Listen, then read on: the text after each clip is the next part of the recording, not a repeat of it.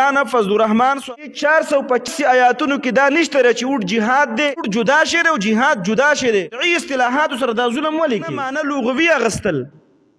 او پاغه باندې کې د جهاد شرعي تعطل کول دا لا دینیت ته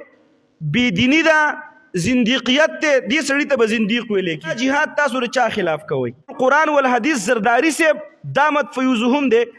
بل طرف ته نواز شریف سے شیخ القرآن نواز شریف سے دے جهاد کتر دې حضراتو خلاف کې نو بیا دارا ته وایا چې دا مسلمانان دي که کافران کې بزنانو باندې وټ نشته او دا خو تام ویل چې دا زنانو میدان نه قائد جمعیت مولانا فضل الرحمن صاحب دا غي ویډیو کلیپ هغه چلیږي ادا ووټ پرچه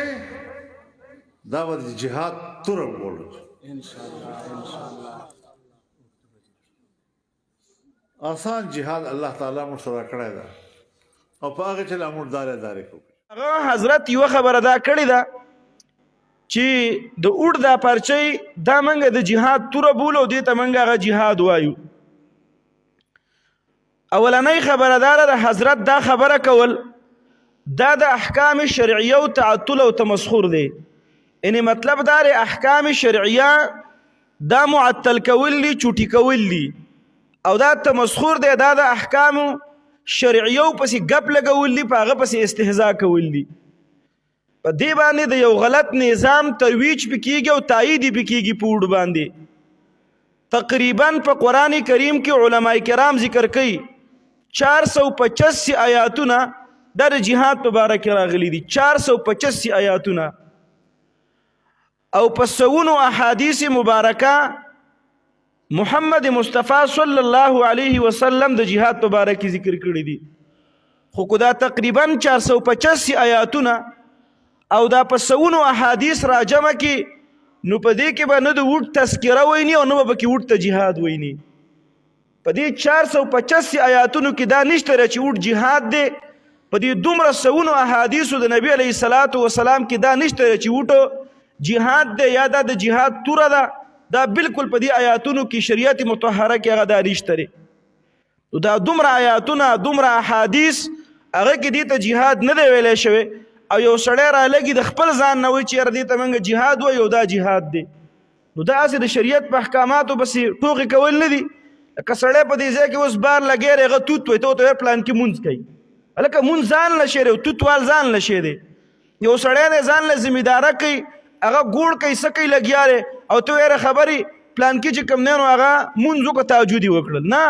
تهجد ځان له شی دی ګوړ کول ځان له شی دی اوټ جدا شیر او جهاد جدا شیر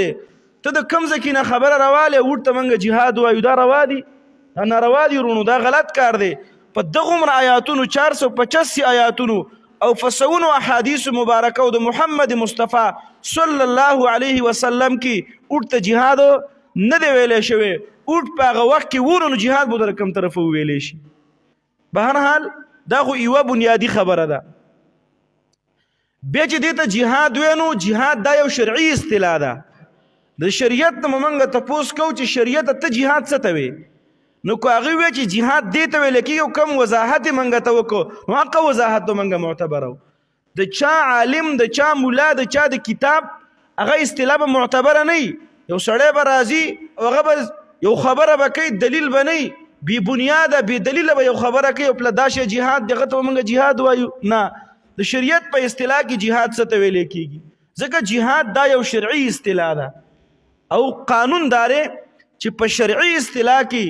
کومې معانی لغویه چې دي نو هغه متروکي معنی لغوي په معنی اصطلاحي کې لحاظ کړی شوی لکه معنی لغوي په اعتبار سره صلات دعا ته ویل کېږي او د شریعت په اصطلاح کې صلات څه ته ویل کېږي ما راته مخکې تعریف وکړو اوس یو سړی راولګي هغه وایي یاره صلات خو دعا ته ویل کېږي او ته جمعات ته لاړ شي اول ته یوه ګنټه دعا وکړي او مونځ ونه کړي او ته واپس راشي او ته ما مونځ وکړو صلات مې وکړو نو په ایمان و تا په رضا ادا کړه څوک به دا وو چې دې سړي مونځ وکړو دعا یې کړې وه نه ځکه دا صلات د دې معنی دعا دا معنی لغوي ده شریعت چې کوم ځای ته مونځ وایي او صلات ورته وایي نو هغه کار خو تا نه دی کړی ټیک ده چې ګنټه دعا به دې کړي 40 منټه دعا به دې کړي خو مونځ دې نه دی کړی ذمه دې پارغه نه ده بریو ذمه نه ګناهګار پاتې شوی په دې جهاد شرعي اصطلاح ده مفهوم لغوي بدلته نه علي جهاد شرعي اصطلاح ده موږ د شریعت نه تفوس کو چې جهاد څه ته ویل کیږي. ابن حجر رحمه الله تعالی غ ذکر کوي هغه د جهاد تعریف کوي بذل الجهد فی قتال الكفار، خپل کوشش او طاقت هغه صرف کول د کافرانو سره په جنگ کې دي ته جهاد ویل کیږي. دا صرف تعریف کوم بیا زوري خپل تفسیره کومه. علامه کاسانی صاحب د جهاد تعریف دا کړی دی هغه وی الجهاد فی عرف الشرع یستعمل فی بذل العسر والطاقه،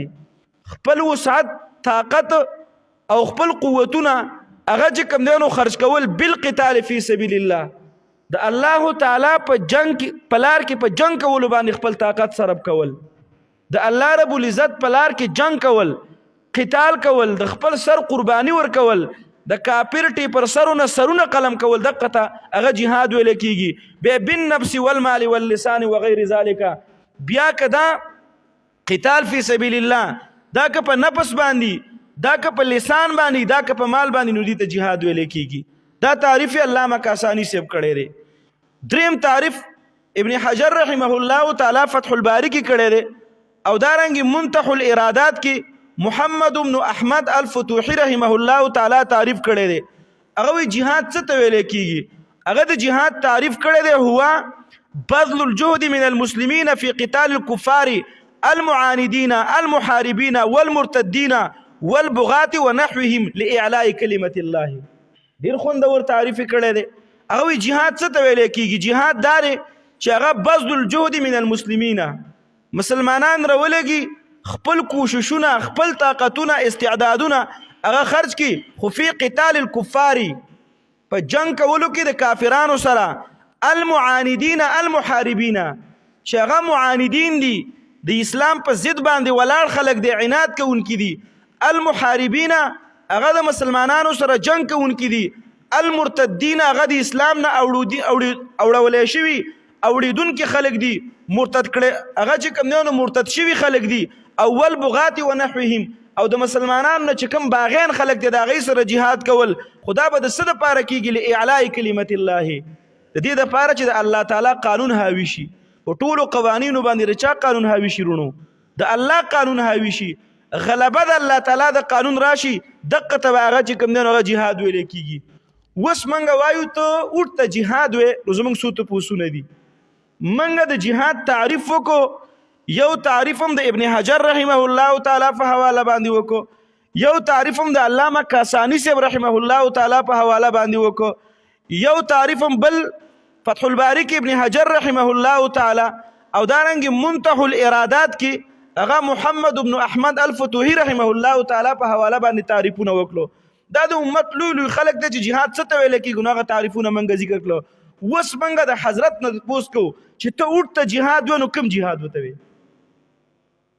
دا تعریفونه راواله په اوټ باندې کې پیټ کا که پیټ پیرالل او دی اوټ ته جهاد ویل کېدو، د جهاد تعریف په پیټ راته بالکل موږ رسمنو. موږ سلیونی خو نه موږ اسلام نه غواړو، ولې څه موږ اسلام غواړو، دین غواړو، د دین اسلام غلبه غواړو، مسلمانان په دین باندې خپه کېږو، خو لکه موږ خو مطمئن که که نه اکثر موږ دا خبرې وکړو نو بیا خلک نه مړه دا لولو یا کابر د حضرت شي په شا باندې ولاړ دي، لولو یا کابر مني، اکابر پرېږده وه، کابر یو طرف ته کېده. زموږ دپاره دلیل د الله تعالی کتاب دی، زموږ دپاره دلیل د نبی علیه الصلاة وسلام احادیث مبارکه دي چې کوم شي ته شریعت دلیل ویلی دی، دلایل معتبره دي، د هغې په نظر کې موږ ته وښوه چې اوټ ته جهاد ویلی شوی، موږ د سمنو که نه لیوني خو نه سره مار نه دی چې په اسلام باندې خفه کېږو، اسلام غواړو، اسلامي نظام غواړو، خو چې خبرې بدلې دي، خبره د کرسۍ ده، خبره د نوکرۍ ده،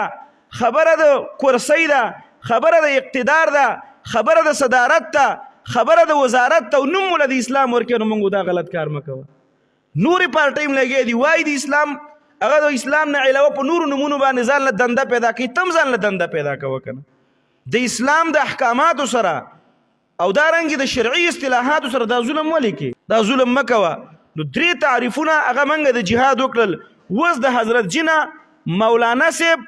قائد جمعیت او د هغه چې کوم کارکنان دي د هغې نه زموږ مطالبه ده چې تاسو دا تعریف راوالی او دا په اوټ باندې فټ کوي. که فټ پې رالی بلکل موږ د څه منو، که فټ پې رانلی نو بیا خو غلطه ده. لکه د انسان چاته ویلی کېږي؟ وایي انسان حیوان ناطق ته ویل کېږي، مدرک د کلیاتو حیوان ناطق ته ویل کېږي. او ته اوس د انسان تعریف حیوان ناطق نه کې، بل یو شی وکړي حیوان ناحق وکړي، دا انسان ته ویل کېږي. دا انسان نه دی، دا تعریف بضد دی، دا خو ناروا ده، تعریف په پیټ نه راځي، نو څنګه ورته انسان وي؟ بهرحال زما عزتمندو دا تعریفونه دی روالي او دا دی په وډ باندې پیټ کی کراله په پیټ بالکل منګ بنو قران نو بیا په قلار باندې دی کینی. او که د جهاد ته معنی لغوي علي چې جهاد د جهد نه یو خبره خو مخکې ما وکړه، قانون دار چې شرعي اصطلاح هغه کې معنی لغوي متروک کړي، د معنی لغوي لحاظ پکې شوی، خو د معنی لغویونه کته د جهاد معنی لغوي علي نو بیا زمنګ فتوا ده شخصي فتوا به چا باندې نه لګو، خو د جهاد نه معنی لغوي اغستل او په هغه باندې کې د جهاد شرعي تعطل کول دا لا دینیت ته بی دینی دا زنديقیت ته، دې سړی ته به زنديق ویل کېږي. د دې حکم بیا قتل لقتل سر ته رکټ کول دي، ځکه چې کته معنی لغویه راوالي مخکې تاسو ته ما ویل نو د شرعي احکامو تعطل براشي. لکه قرآن کې الله یقیم الصلاة تاسو منځ وکئ، والصلاة په معنی لغوي سره دعا ته ویل کېږي، او ته معنی لغوي والی جمعات ته لاړ شي یا کور په مسله باندې کینې او ګنټه دعا وکړي، خو تا مونږ نه دی کړی چې تا د جمعې د مازدیګر د ماسپښین د ماښام مونځونه دې نه کړي، نو دغه معنی لغوي سره هغه ته چې کوم دی نو بیا مونږ نه ویلی کېږي. مونځ به هغه 4 رکعاتو نیت وتړي، آداب د هغه شرایط ټولې خبرې ملحوظ وساتي، نو خلکو یاره اوسې مونځ وکړو، ذمه فارغه شوله، بریو ذمه ظاهري معامله هغه وشوله، باقي قبلول او نه قبلول هغه د الله تعالی کار دی. نو کتب معنا لغوي سره جهاد علي او داس یو تعبیر کې او خلکو ذهن کې دا راځي چې مړه راشه خو مخ کې د توري جهاد او د ټوپک جهاد وسغه نشته، د وټ پرچې له جهاد راغلي دي، دا ظلم دی، دا ناروا ده، دا لا دینیت ته، دا زنديقیت ته. بل خبره منګه دام کو کته وټ ته جهاد شرعي وته وي نو بیا زه یو څه ته پوښتنه کوم، ادب ملحوظ ساتما بے ادبی نه کومه، ته پوس کوم ځان مطمئن کومه، مسلمانان مطمئن شي د هغې ذهن سازي وشي، که اوټ رښتې جهادي نو چې په دې جهاد کې موږ هم حصه والو، ځکه د جهاد خو بیا لوی فضایل راغلي دي. د مجاهد د وینې څاڅکې هغه چې لازمه کې ته رسېدلی نه الله تعالی یې ګناهونه معاف کړي، د هغه اوچته مرتبه ده، بل احیاء عند ربهم یرزقون، بل احیاء ولکن لا تشعرون، قیل ادخل الجنة یا ایتها النفس المطمئنه ارجعي الى ربك راضيه مرضيه. دا خو د مجاهد په باره کې چې کوم نه غډیر آیاتونه راغلي دي، احادیث راغلي دي، کدا د رښتې جهادي نو بیا په کار ده چې موږ هم په عمل وکړو، خو زموږ ذهن کې څه سوالات دي، څه خدشات دي، څه شبهې ذهن ته راغلي دي، هغه زموږ هم دي، هغه د اوریدونکو هم دي، هغه د عوام ورونو هم دي، موږ هم هغه باندې مطمئن کا. بالکل ټیک خبره ده. اولنۍ خبره ده زه د تعصب هر څه یو طرف ته کېده. اولنۍ سوال دار چې وټ کې جهاد شرعي شي، لکه ما چې کوم تعریفونه وکړل او وټ جهاد شرعي شي او دې ته شرعي جهاد وي، نو بیا د دې اصول بیان کا، د دلایل معتبرونه چې کوم معتبر دلایل دي نو د هغې نه اصول بیان کا. که کوم جهاد او قتال فی سبیل الله چې دی د هغې مرتب اصول هغه په قرآن او حدیث کې موجود دي، د دې وټ اصول او آداب منګه ته بیان کا. اوټ له چې زی په اوداسه کې به زی، بیا اودسه به زی، سار به زی، ماښام به زی، دا عبادت موقت دی غیر موقت دی، دا مالی عبادت دی بدني عبادت دی، دا کوم قسم عبادت دی؟ ولې په دې موږ ته نشي مطمئن کولی؟ څو د دې جوابونه موږ له راکړه چې دا کوم قسم عبادت دی، د دې اصول موږ ته بیان کا. هغه اصول چې قرآن بیان کړي دي، حدیث بیان کړي دي، کته قرآن او حدیث کې ردی اصول نشته نو چې قرآن او حدیث کې نو هغه به عبادت رونو، هغه به جهادي که هغه به غیر جهادي، هغه به جهادي که هغه به درس غوبلي، هغه درس غوبل هغه ته ویل کېږي، هغه ته جهاد نه ویل کېږي. نو ردی اصول هغه چې کوم نه هغه بیان کا. دا به نه وي چې پلان کې لیکلي دي او ان تؤدوا الامانات الى اهلها لاندې مفتی شفیع صاحب رحمه الله تعالی لیکلي دي، فلان فلان باندې کار نه کېږي چې پلان کې لیکلي دي، ځکه قانون دار اقوال العلماء لا يحتج بها بل يحتج لها. د علماء او اقوال هغه په دلیل کې نشي پیش کولای، دا هغه د پاره به دلیل و چې هغه په کوم دلیل باندې دا خبره کړې ده، په کوم اصول باندې دا خبره کړې ده. نو یو خبره دار چې د دې اصول هغه منګه ته بیان کا. دویم سوال زمونږ دار چې دا جهاد شرعي شو تای اصولم بیان کړو چې کم شرعي تعریف او غم په تا پیټ کړو بیا زمونږ ته پوس دارې چې دا جهاد تاسو د چا خلاف کوي دا جهاد تاسو د چا خلاف کوي نبی علیہ الصلوۃ والسلام او صحابه کرامو جهاد کړو یو طرف ته نبی علیہ الصلوۃ والسلام او داغه د امارت دلاندې ابو بکر صدیق رضی الله تعالی عنہ عمر فاروق رضی الله تعالی عنہ عثمان رضی الله تعالی عنہ او دارنګ جميع صحابه کرام داغه د امارت لاندې ولاړ دي دا اسلامی جنډه وا او بل طرف ته چې کوم نو ابو جهل عتبہ شیبه او دا غي چمچي بیلچي بل طرف ته ولاړی وي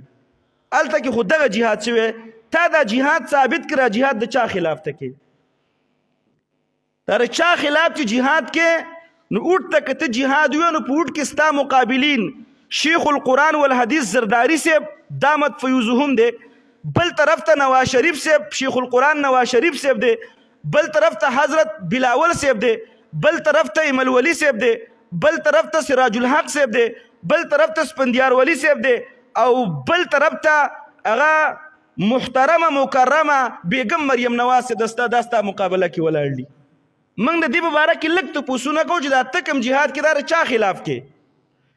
دا جهاد که ته د دې حضراتو خلاف کې نو بیا دا راته ووایه چې دا مسلمانان دي که کافران دي نبی علیہ السلام که جهاد کړی نو د کافرانو خلاف یې کړی او د مشرکانو خلاف یې کړی او ته وټ ته جهاد وې نو ستا مقابله کې دغه خلک ولاړ دي بلاول دی زرداری دی نواز شریف دی امل ولی دی سپندیار صاحب دی مریم نواز ګل دی دا ستا خلاف ولاړ دي نو نبی علیہ السلام خو د کافرانو مشرکانو خلاف جهاد کړو دا مشرکان او کافران دي کني دي کدا تر چا خلاف جهاد کې دغه لیډران د سیاسي پارټو دا مشرکانی او کافرانی نو بیا ستا جهاد ټیک دی ځکه قرآن کې الله فرمایي جاهد الكفار والمنافقين واغلظ عليهم بيد جهاد ټیک دی خو بیا مې بل ته پوسدارې چې د دې سیاسي لیډرانو کفر او شرک برته ثابت کی چې بای زرداری کافر دی ولی کافر دی نواز شریف کافر دی ولی کافر دی امل ولی کافر دی ولی کافر دی او بیا منګه ته وای پنځ پیران 30 دی دا پتوی لګو ته چې اوټ ته جهاد وې نو اوټ ته په جهاد ویلو باندې تا ټول سیاسي پارټي کافر کړلې د اسلام نه خارج در سره مسلمانان نه دي او د دقه کافرانو سره اتحادم کې ولاړې او حکومتونه مو سره جوړې نو د کافر سره حکومت جوړول دا په اسلام کې راغلي دي به هر حال که دغه سیاسي لیډران دا د اسلام نه خارج نو بیا د جهاد ټیک دی خو بیا مې تپوس دارې چې د هغې د کفر وجه منګه ته وښوه چې د دې وجه نه زرداری کافر دی د دې وجه نه نواز شریف کافر دی د دې نه بلاول کافر دی د دا وجه او دا علت د هغه د مریم نواز د کفر دا د امل ولی صاحب د کفر دا منګه ته ووایه بالکل منګه منو بیا د جهاد ټیک دی بیا د هغه نه علاوه که چېرته کې دا لیډران کافران نه وي نو خو بیا مسلمانان دي که نو د کفر د اسلام په منځ کې خو بله واسطه نشته دی معتزلګانو مسلک جدا دی زمونږ د اهل سنت والجماعت مسلک دا دی چې سړی به یا مسلمان یا به کافري هغه منزله بین المنزلتین نشته دی ټیک ده جي نو چې نشته دی او دا کسان مسلمانان شو د سیاسي پارټیو لیډران نواز شریف ګلا زلداری ګلا بلاول ګلا مریم نواز ګلا ایمن ولی صاحب ګلا مسلمانان شو او ته دې د اوټ پرچې ته جهاد وې نو د مسلمان خلاف جهاد کول دا څه حکم لري په دې باندې ام شرعي مسله سره په دلایل باندې خبره وکړه منګه ته مخې ته کیره چې بای جان او دا مسلمانان دي د نبی رسول الله په دور کې د مسلمانانو سره جهاد نه خو اوس د اوټ پرچې را دي نوعیت هم لږ بدل لې په دې کې زرداری ګلا او دا خلک اگر چې مسلمانان دي خو یې جهاد وسه شي کولې شرعي مسله سره دلایل براوړي اخو دی خو خبرې نه پلان کې لیکلي دی او پلان کې لیکلي دي پلان کې لیکلو له اعتبار نشته لري چې شریعت څه دلایل ویلي دي معتبر دلایل کتاب الله سنت رسول الله او دارنګ چې کوم نه اجماع د امت او قیاس صحیحه او قیاس باندې به مثلا نه ثابتېږي قیاس به مظهر دی هغه مثبت د مدعا نه دی په هغه مستا مدعا نه ثابتېږي به هر حال دا زمونږ هغه چې کوم نه بل ته پوسته چې دې نه کوم قسم هغه جهاد مراد دی یو بل سوال هم دی سوال دار چې دا جهاد شرعي شو او ته وټ جهاد دی نو د مولانا سے محترم او داغه د کارکونانو نه زمونږ به بل سوال دار وټ جهاد شرعي شو تا په تعریف هم هغه پیټ کو چې کوم د جهاد تعریف شریعت کړو ما بیان کغم په تا پیټ کو اصولم دی ولا بیان کړل د دې مخ کې سوالونو جوابونه هم دی مال راکړل نو بیا می ته پوس دارې چې آیا په ضعیف باندې جهاد شته کې نشته په معذور باندې جهاد شته که نشته ری؟ زمونږ په شریعت کې په معذورینو باندې جهاد نشته، په ضعفاو باندې جهاد نشته، په زنانو باندې جهاد نشته. او ته چې اوټ ته جهاد وې نو اوټ له به ګوډم شي راتلې چې صرف شنختي قاړې قرته کي، اړونه موله شي راتللی، چاړه موله شي راتللی، او دارنګې سپینګیرې موله شي راوړی. په کټ کې وله هم پولیس سټیشن له شي راوړی خو چې اوټ پول کي، په کټ کې وله سپینګیرې بابا راغسې وي اوټ پول کدل، داسې به کې هم شي کولی. او زمونږ اسلام کې ضعفاو باندې، کمزورو باباګانو باندې، زنانو باندې هغه جهاد کول نشته ری. نو ته چې دې ته دا اوټ ته جهاد وې نو په دې کې دا زنانه ته مستثنا دي که نه؟ ځکه که په جهاد کې چې کوم اسلامي جهاد دی او شرعي جهاد دی نو پاک کې د جهاد نه زنانه مستثنا دي، په هغې جهاد فرض نه دی. نو او تاسو د جنکو په مدرسو کې مستقل اعلانونه کوئ چې ګوره د اوټ په ورځ باندې به ټولې جنکۍ خپلې میندې ورندارانې به راولي او اوټ به پول کوئ. نو څنګه ورته لکه ته شرعي جهاد وي؟ په شرعي جهاد کې په زنانو باندې اوټ نشته دی. او دا خو تام ویلو چې دا د زنانو میدان نه دی، چې د زنانو میدان نه دی، زنانه وله بیا ولې راولي. به هر حال دا زمونږ بل تپوس دی. د دې د وجې نه په زنانو باندې یو روایت کې راځي د بنو قزاعه قبیلې یو زنانه و ام کبشه رضی الله تعالی عنها، هغه نبی علیه الصلاة والسلام لراله او نبی علیه الصلاة والسلام ته وفرمایل د الله پیغمبره زه جهاد کې شمولیت شم کولی، جهاد له به لاړه شمه، کم زخمین دي د هغې د پټۍ بندوبست به کومه، څه خدمت به کومه، او زه به تاسو سره جهاد ته لاړه شم. نبی علیه السلام ورته ویل نه ته جهاد له نشې تللی،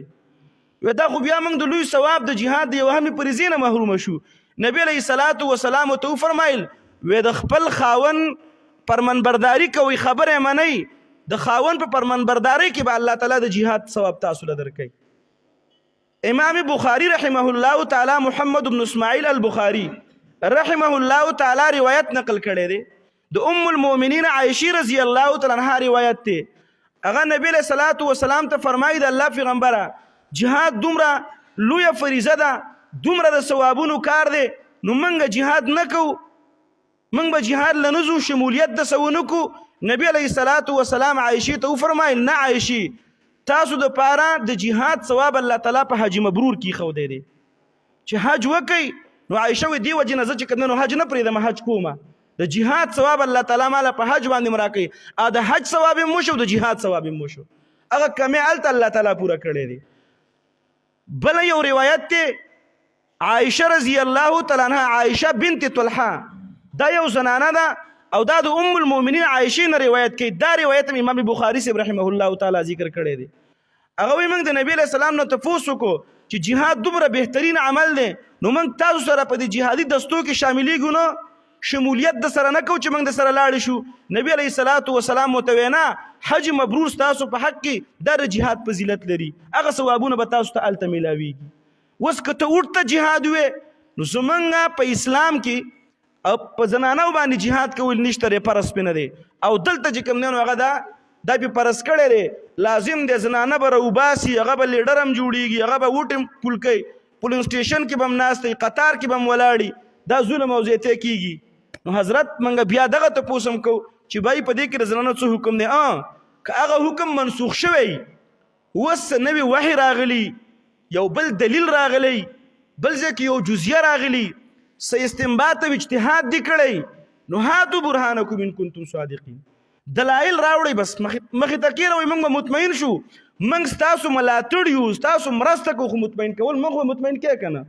ته اوس یو سړی په یو کار باندې مطمئن کې نه وې زما نه مخکې شه، نه هغه مطمئن کا، موږ مطمئن کا، موږ ټول علما ستاسو ملګري او ستاسو نه به مخکې روان یو. خو دا کم سوالات چې زموږ ذهن کې دي د دې خدشاتو سوالاتو دفع وکړئ، موږ مطمئن کوي، او دا زمونږ اصولي حق جوړیږي، کنځلې نه، سب او شتم نه، د دلایلو په بنیاد باندې. او دا خبر هم نه چې بس موبایل کې ولیکه نه چې حضرت جي پسې لوی لوی اکابر ولاړ، لوی اکابرو په اعتماد کړی دی، اکابرو په اعتماد کړی دی، خو په څه دلیل په اعتماد کړی دی؟ دا زمونږ بل سوال دی. د دې نه علاوه بل سوال دا هم دی چې دې اوټ ته جهاد وې نو د دې حکم شرعي بیان کا. دا اوټ فرض دی،